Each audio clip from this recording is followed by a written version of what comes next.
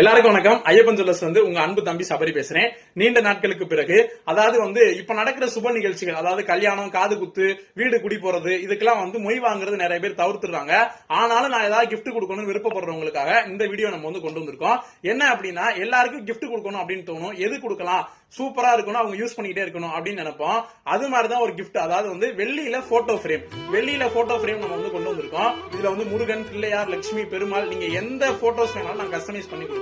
இந்த போட்டோஸ் நீங்க கிஃப்டா கொடுத்தீங்க அப்படின்னா அவங்க வீட்டு பூஜை அறையில எப்பவுமே அவங்க வச்சிருப்பாங்க. அண்ட் அதை பார்க்கும் போதெல்லாம் அவங்க ஞாபகம் வந்துகிட்டே இருக்கும்.